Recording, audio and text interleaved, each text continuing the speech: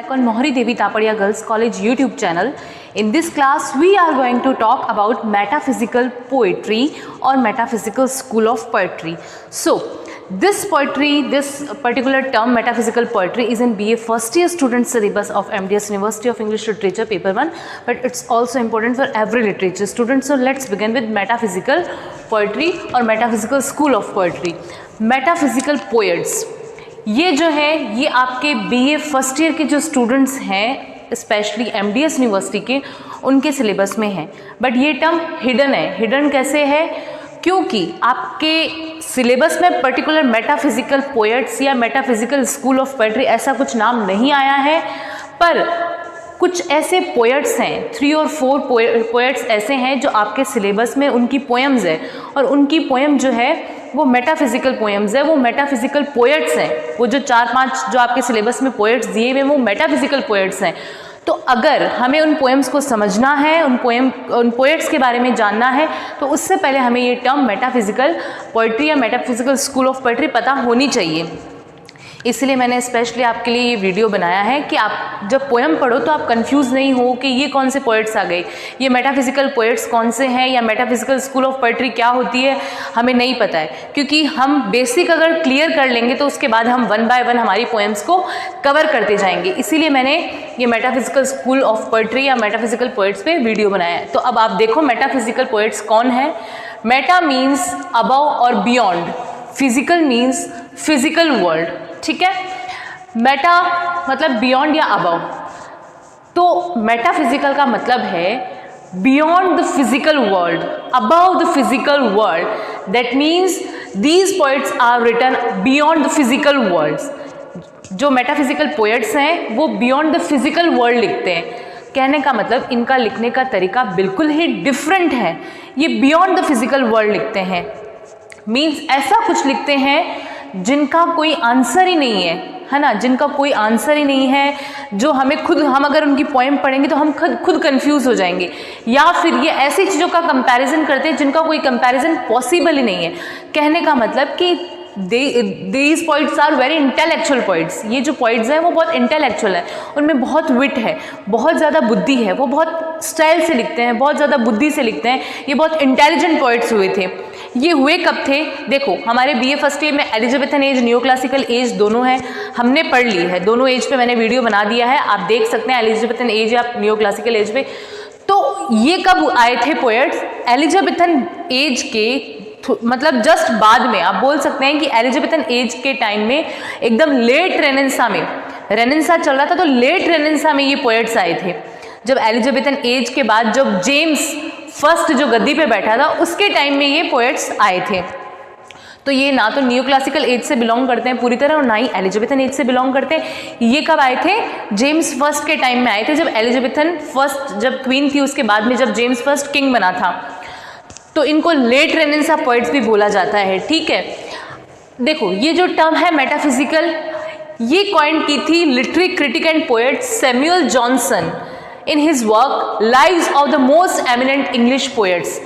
जब metaphysical poets अपनी poems को लिख रहे थे या अपने वर्क को लिख रहे थे तो इनको नहीं पता था कि ऐसा कुछ हम लिख रहे हैं, बियॉन्ड द फिजिकल वर्ल्ड हम लिख रहे हैं। ये इस चीज़ से अवेयर नहीं थे, है ना। उनको नहीं पता था कि हम क्या लिख रहे हैं। और इनके जो वर्क्स हैं मेटाफिजिकल पोएट्स के वर्क्स, ये भी बहुत लेट पब्लिश हुए थे, है ना। इनके टाइम में तो ये मानो कि कोई इनकी 1-2 पोएम पब्लिश हुई होगी, अदरवाइज इनकी जो पोएम्स हैं वो बहुत लेट पब्लिश हुई।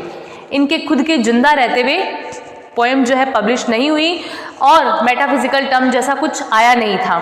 बाद में सैमुअल जॉनसन ने इनकी पोएम्स को पढ़ा तो उनको फील हुआ कि कुछ पोएट्स ऐसे हैं जिनके लिखने का स्टाइल बिल्कुल सेम है, वो एक दूसरे को फॉलो कर रहे हैं या एक दूसरे को आप बोल सकते हैं कि एक दूसरे जैसा लिख रहे हैं, सेम है उनका स्टाइल। वो 4-5 पोएट बिल्कुल सेम एक जैसा लिख रहे हैं और वो फिजिकल वर्ल्ड के बियॉन्ड लिख रहे हैं। ये किसको फील हुआ? सैमुअल जॉनसन को, जब उन्होंने अपनी बुक लिख रहे थे वो lives of the most eminent English poets. ये इनकी एक बुक थी जिसमें इन्होंने 52 पोएट्स के बारे में लिखा था। किसने? सैमुअल जॉनसन ने। तो जब वो 52 पोएट्स की बायोग्राफी लिख रहे थे, मतलब इस जो ये वर्क है lives of the most eminent English poets, इसमें 52 पोएट्स की शॉर्ट बायोग्राफीज है। तो जब ये इन पोइट्स पे आए, इनकी जब बायोग्राफी इन्होंने पढ़नी स्टार्ट करी, तो इनको ऐसा फील हुआ कि यार ये जो 5-7 पोइट्स हैं वो अलग ही हैं, वो अलग ही लिख रहे हैं, वो बियॉन्ड द फिजिकल वर्ल्ड लिख रहे हैं और वो एक दूसरे को कहीं ना कहीं फॉलो कर रहे हैं। तो इन्होंने आइडिया लगाया कि इनको मेटाफिजिकल बोला जाएगा, क्योंकि ये जो है बियॉन्ड द फिजिकल वर्ल्ड लिख रहे हैं। तो इन्होंने ये टर्म जो है मेटाफिजिकल पोएट्स या मेटाफिजिकल स्कूल ऑफ पोएट्री, ये टर्म कॉइन करी सैमुअल जॉनसन ने। और उसके बाद में जो भी मेटाफिजिकल थीम पे लिख रहे थे उन पोएट्स को उस ग्रुप में डाल दिया। तो कहने का मतलब मेटाफिजिकल पोएट्स का एक ग्रुप है जो सैमुअल जॉनसन ने फाइंड किया। उसके बाद उनको लगा कि इन सब की लिखने की थीम एक जैसी है, तो उनको मेटाफिजिकल पोएट्स बोला जाने लगा। ठीक है, आई होप आपको समझ आ रहा होगा। फिर हम बात करेंगे नेक्स्ट, इसका पॉइंट क्या है, the major poets of 17th century English literature belong to the school of metaphysical poetry. देखो, कुछ मेजर पोएट्स थे 17th सेंचुरी के, वो ही इस एज से बिलोंग करते थे। ठीक है, जो लेट रेनेसां है वो आपको पता है कि जो रेनेसां टाइम है कब से कब तक चला। मैंने जो है एलिजाबेथन एज का जो वीडियो बनाया था कि 1603 में एलिजाबेथन एज की जो है डेथ हो गई थी, तब तक चला। तो इनको 17th सेंचुरी पोएट हैं ये, और 17th सेंचुरी पोएट्स जो हैं उन कुछ ऐसे पोएट्स हुए जिनको मेटाफिजिकल बोला जाने लगा। John Donne was the master and father of metaphysical poetry और पोएम्स। जॉन डन जो हैं, जॉन डन आपके पोएट हैं, आपके सिलेबस में भी हैं और बहुत ही फेमस पोएट हैं इंग्लिश के। तो इनकी जो पोएट्रीज हैं वो सबसे ज़्यादा आप बोल सकते हैं कि जिनमें मेटाफिजिकल का यूज़ हुआ, और इसीलिए इनको फादर ऑफ मेटाफिजिकल पोएट्री बोला जाता है, या फिर इनको क्या बोला जाता है, मास्टर ऑफ मेटाफिजिकल पोएट्री। तो आपके maybe short type question में ये आ भी जाए कि who is the father of metaphysical poetry, then John Donne is the father of metaphysical poetry. तो ये जो है जॉन डन मास्टर और फादर ऑफ मेटाफिजिकल पोएट्री के नाम से जाने जाने लगे। फिर बाद में जो पोएट्स आए उन्होंने इनको फॉलो किया, जॉन डन को, मतलब इनकी जो लिखने की स्टाइल थी वो बिल्कुल डिफरेंट थी। बाद में जो पोएट्स आते गए तो कहीं ना कहीं इनको फॉलो किया है, तो इसलिए ये फादर ऑफ मेटाफिजिकल पोएट बोले जाने लगे। नेक्स्ट पॉइंट है, these poets abundant use of conceits, use of environmental images, a lyrical flow of thoughts and words। अब जो ये पोएट्स थे, मेटाफिजिकल पोएट्स, वो किसका यूज करते थे? abundant use of conceit, भरपूर मात्रा में कंसीट का यूज करते थे। कंसीट क्या है? आपके माइंड में क्वेश्चन है कि ये कंसीट क्या है। देखो, कंसीट जो है उस पर मैंने एक वीडियो बना दिया है। सिमली, मेटाफर और कंसीट, ये तीनों चीज़ें सब पे मैंने वीडियो बनाया हुआ है। इन तीनों का आप वीडियो देखें, आपको क्लियर हो जाएगा कि कंसीट क्या है। वैसे मैं अभी शॉर्ट में आपको बता दूं कि कंसीट का मतलब है दो ऐसी डिसिमिलर थिंग्स के बीच में कंपैरिजन, जिनके बीच में कंपैरिजन हम सोच भी नहीं सकते हैं। ऐसी चीज़ों के बीच में कंपैरिजन करते हैं मेटाफिजिकल पोएट्स, जिनके बारे में कंपैरिजन करने का हम कभी सोच भी नहीं सकते हैं। किसी से भी ये कंपैरिजन कर देते हैं चीज़ों का। इसका मतलब ये इंटेलेक्चुअल तो है, मतलब हमें ये फील भी होगा। ये अगर मेटाफिजिकल पोएट्स जो है किसी चीज़ का कंपैरिजन कर रहे हैं, उनके बारे में हम तो सोच नहीं सकते। इन्होंने कंपैरिजन किया और ये हमें वो चीज़ प्रूफ भी करेंगे कि कंपैरिजन जो किया है वो कंपैरिजन कहीं ना कहीं हुआ है, वो हमें बिलीव दिलाएंगे। ऐसा नहीं कि हमें पढ़ के लगेगा यार कुछ भी कंपैरिजन कर दिया, इसका तो क्या मेल है। नहीं, ये हमें बिलीव दिलाएंगे कि ऐसा हुआ है। तो ये भरपूर मात्रा में कंसीट्स का यूज़ करते हैं। यूज़ ऑफ एनवायरमेंटल इमेज, जो इनके एनवायरमेंट पे इमेज चल रही है उनका यूज़ करते हैं। A lyrical flow and words, lyrical flow इनके जो थॉट्स हैं, वर्ड्स हैं, जो इनकी जो कविताएं हैं, उन सब का ये यूज़ करते हैं। अब देखो, ये जो मेटाफिजिकल पोएट्स जो हैं कंसीट का तो यूज़ करते हैं, पर इनका जो लिखने का पोएम है, थीम रहता है, वो कुछ भी हो सकता है। रिलीजियस हो सकता है, लव पोएम ये लिख सकते हैं, बट इनका स्पेशली ये है कि ये कंसीट का बहुत यूज़ करते हैं।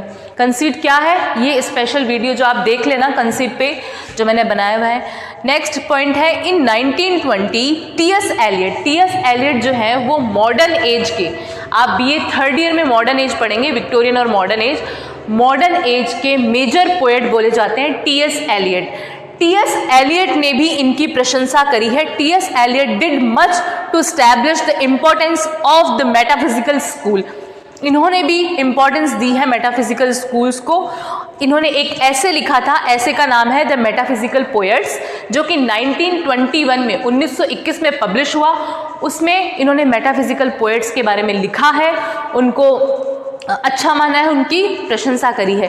तो ये भी टी.एस. एलियट भी इसका सपोर्ट करते हैं। Free from farmer artificial style, ये जो है मेटाफिजिकल पोएट्स जो हैं ये फॉर्मर आर्टिफिशियल स्टाइल से फ्री हैं। ये आर्टिफिशियल स्टाइल पे ज़्यादा बिलीव नहीं करते, उन पे नहीं लिखते। यूज़ ऑफ कंसीट का ये यूज़ करते हैं, मैंने आपको बताया कि अबेंडन यूज़ करते हैं, कंसीट का बहुत यूज़ करते हैं। Word play and wit, word play करते हैं ये, मतलब इनके वर्ड्स जो होंगे वो इतने इंटेलेक्चुअल होंगे कि हमें लगेगा यार ये कौन सा वर्ड है। बहुत ही विट का यूज़ करते हैं, बहुत ही बुद्धिमानी का यूज़ करते हैं, बहुत ही इंटेलेक्चुअल तरीके से ये लिखते हैं। तो वर्ड प्ले एंड विट पे लिखते हैं।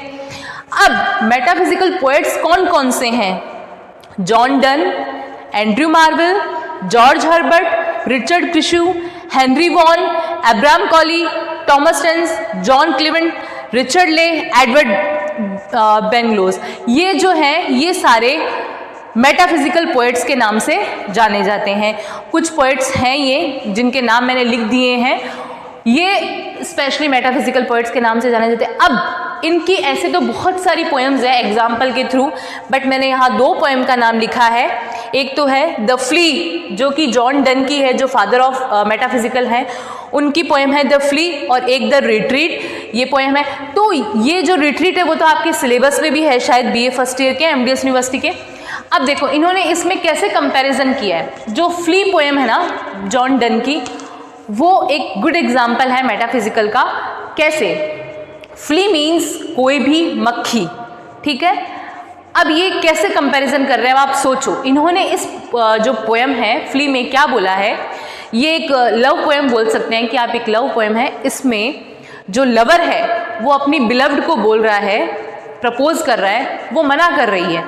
उसके बाद एक मक्खी आई, वो क्या करती है, ये जो बी है मक्खी है, ये ब्लड सक करती है। पहले करती है लवर का, बाद में करती है बिलव्ड का, ठीक है। ये जो मक्खी है ब्लड सक करती है, ब्लड चूसती है, बैठती है किसी पहले लवर पे बैठती है, बाद में बिलव्ड पे बैठती है। तो क्या कह रहा है, देखो कैसा कंपैरिजन किया, कितना ज़्यादा विट का यूज़ किया गया है कि लवर बोल रहा है अपनी बिलव्ड को कि देख तू रिफ्यूज़ कर रही है, बट जो ये मक्खी है, ये जो फ्ली है, इसने हमारा मिलन कर दिया है। मतलब तू तो चाहे कितना भी मना करे मुझे, बट हमारा मिलन हो चुका है। क्यों हो चुका है? क्योंकि ये जो मक्खी है ये पहले मेरी बॉडी पे बैठी, मेरे ब्लड को सक किया है इसने, उसके बाद तेरे ब्लड को सक किया है, और हमारा दोनों का ब्लड जो है वो इस मक्खी के अंदर मिक्स हो गया। तो सबसे इम्पॉर्टेंट चीज़ कि हमारा ब्लड मिक्स हो गया, तो हम एक दूसरे से अलग कैसे हैं? हम तो फिर एक ही हैं। तो तू मना कर, पर हमारा फिजिकल रिलेशन हो चुका है। जब हमारा ब्लड इस मक्खी के अंदर है, हम दोनों का ब्लड मीन्स हमारा फिजिकल रिलेशन हो चुका है। तो बहुत ही इंटेलेक्चुअल तरीके से इन्होंने कंपैरिजन किया है, फ्ली का कंपैरिजन कर दिया बिलव्ड से, या फिर आप बोल सकते हैं कि किसी रिलेशनशिप से। तो ये मेटाफिजिकल पोएट्स हैं, आप इसका स्क्रीनशॉट ले लो। फिर से एक बार मैं समझा देती हूँ। मेटाफिजिकल पोएट्स आए थे 17th सेंचुरी में। एलिजाबेथन एज जब क्वीन एलिजाबेथ थी, उसके बाद जब जेम्स फर्स्ट आए, जेम्स फर्स्ट के टाइम में ये आए। इनको लेट रेनेसां भी बोला जाता है। मेटाफिजिकल का मतलब है बियॉन्ड द फिजिकल वर्ल्ड। तो ये जो पोएट्स हैं ये लिखते हैं beyond the physical world, physical world के बिल्कुल बियॉन्ड लिखते हैं। मीन्स इनका क्या रहता है, ये ऐसी बातें लिखेंगे ही नहीं जो हम किसी चीज़ का सोच सकें। मतलब हमारी थिंकिंग कैपेसिटी से बाहर ही लिखते हैं ये। Beyond the physical world means हमारी थिंकिंग कैपेसिटी से बाहर, क्योंकि हम लोग तो नॉर्मल सोचते हैं, हम लोग तो फिजिकल वर्ल्ड के कहीं बाहर जाते ही नहीं हैं। तो इसके लिए इनको मेटाफिजिकल पोएट्स बोला गया।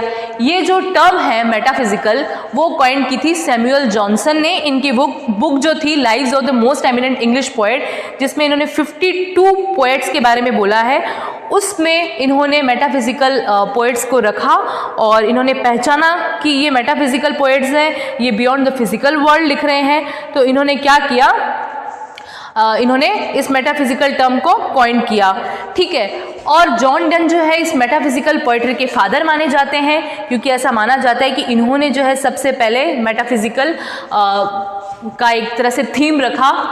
फिर इन्होंने सबसे ज़्यादा यूज़ किया मेटाफिजिकल पोइट्स से कंसीट का यूज़ किया, use of environmental image, lyrical flow of thoughts and words. फिर टी.एस. एलियट आए थे मॉडर्न एज में, उन्होंने भी इनकी काफ़ी प्रशंसा करी या इनको अपने तरीके से सोचा। इनके लिए स्पेशली इन्होंने ऐसे लिखा था मेटाफिजिकल पोइट्स, उनमें 1921 में वो पब्लिश हुआ, तो उनमें इन्होंने डिस्कस किया इनके बारे में। फिर ये जो कुछ पोएट्स हैं उनके मैंने नाम लिख दिए, पोएम्स के मैंने एग्जाम्पल बता दिए। अब देखो मैं आपको रीड आउट करके बताती हूँ कि इनकी क्या थिंकिंग थी, मतलब ये किस अकॉर्डिंग सोचते थे। ऐसे ऐसे दिमाग में इनके क्वेश्चन आते थे जिनका आंसर शायद साइंस के पास भी नहीं हो। क्या बोलते थे, देखो इनके कुछ मेटाफिजिकल पोएट्स जो हैं उनके क्वेश्चन कैसे रहते थे। देखो इन्होंने बोला है कि डज गॉड एग्जिट, क्या भगवान एग्जिट करते हैं, डज गॉड एग्जिट। तो मतलब इसका आंसर किसके पास है, does God exist. Is there a difference between perception and reality, ये कह रहे हैं क्या कोई डिफरेंस है रियलिटी के बीच में और परसेप्शन के बीच में, हमारे कोई ऐसा डिफरेंस है क्या, अगर है तो क्या डिफरेंस है। ठीक है, फिर क्या क्वेश्चन कर रहे हैं ये, does God exist, is there a difference between perception and reality, is free choice not existent. ये कह रहे हैं क्या हमारी फ्री चॉइस एग्जिट नहीं करती है इस वर्ल्ड में, क्या हमें अपनी इच्छा से कोई काम करने नहीं दिया जा रहा है।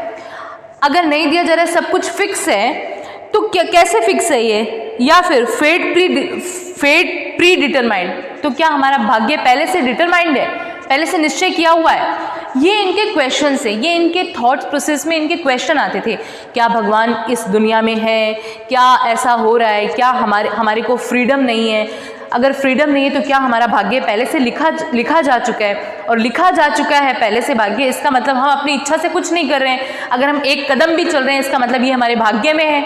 ये ऐसे क्वेश्चन कर रहे हैं, इनके आंसर इनको नहीं चाहिए, ये जस्ट इनके माइंड में थॉट प्रोसेस है कि ऐसा हो रहा है, मतलब हमारा भाग्य ऑलरेडी अगर डिटरमाइंड है, इट मीन्स जो हम कुछ भी कर रहे हैं XYZ वो हम अपनी मर्जी से नहीं कर रहे हैं, वो प्री डिटरमाइंड है। ठीक है, और क्या क्वेश्चन करते हैं ये, is consciousness limit to the brain, क्या जो चेतना है वो लिमिटेड है हमारे ब्रेन में, मतलब ब्रेन जो है वो लिमिटेड है, उसमें जो कॉन्शियस माइंड है वो लिमिटेड है, क्या ऐसा है।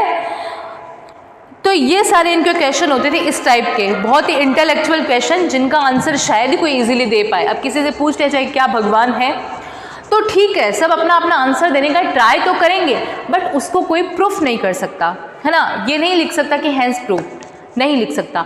ऐसे इनका क्वेश्चन था कि क्या जो है हमारा भाग्य पहले से फिक्स है, या फिर हमें फ्रीडम नहीं है। अगर फ्रीडम नहीं है इसका मतलब तो फिक्स है, मतलब जो हम कर रहे हैं वो जो हमारा प्री डिटरमाइंड फेट है उसके अकॉर्डिंग कर रहे हैं। तो ये इनके क्वेश्चंस होते थे जिनका आंसर नहीं होता था, और ये जो है अपनी पोएम्स में क्वेश्चन भी बहुत करते थे। जो मेटाफिजिकल पोएट्स हैं वो अपने पोएम में बहुत क्वेश्चन करेंगे, रेटोरिकल क्वेश्चन करेंगे। रेटोरिकल क्वेश्चन का मीन्स या तो ये क्वेश्चन करेंगे तो उनका आंसर खुद देने का ट्राई करेंगे, या फिर इनको आंसर चाहिए ही नहीं, ये कह रहे हैं कि दुनिया वालों तुम सोचो। ये अपनी पोएम के थ्रू हम लोग को ये बोलना चाह रहे हैं कि दुनिया में तुम जो लोग हो वो सोचो कि ऐसा चल रहा है, ठीक है, तुम बियॉन्ड द फिजिकल वर्ल्ड भी सोचना शुरू करो। सिर्फ इस एक जो दायरे में आप बंद गए हो उससे बियॉन्ड भी सोचो कि उससे बियॉन्ड भी कुछ है या नहीं। तो ये इनकी थिंकिंग रहती थी। तो आई होप आपको मेटाफिजिकल पोएट समझ में आया होगा। ये क्या है आप इसका स्क्रीनशॉट ले लें। मैंने बहुत ही अच्छे से डिस्क्राइब करने का ट्राई किया है, तो मुझे तो लगता है कि मैंने आपको अपना 100% दिया है, बट फिर भी बहुत सारी चीज़ें हो सकता है स्किप हो गई है। तो आप एक बार मेटाफिजिकल पोएट्स को बहुत सारे इस पे ऑलरेडी वीडियोस बने हुए हैं, उनको देख लें। ग्लॉसरी आपके पास बुक होगी उसको पढ़ लें, या बहुत सारी ऐसी बुक है जिसमें मेटाफिजिकल पोएट्स के बारे में आपको डिटेल मिल जाएगी, गूगल पे मिल जाएगी। सब जगह से पढ़ें, क्योंकि हमें सिर्फ समझने से मतलब है, हमें वो चीज़ समझ में आनी चाहिए चाहे कहीं से भी आओ। तो मेरा यही है कि आप उस चीज़ को समझें, क्योंकि आपके लिए ये इम्पॉर्टेंट है। अगर आप लिटरेचर के स्टूडेंट हैं या फिर आपने अभी अभी जस्ट लिटरेचर लिया है, तो आपको जानना ज़रूरी है कि मेटाफिजिकल पोएट्स कौन है। अगर इनको समझेंगे तो आपको मेटाफिजिकल पोएट्स की जो भी पोएम्स है वो इजीली समझ में आएगी, आप उनको इमेजिन कर पाएंगे, आप उनको कैच कर पाएंगे। Thank you.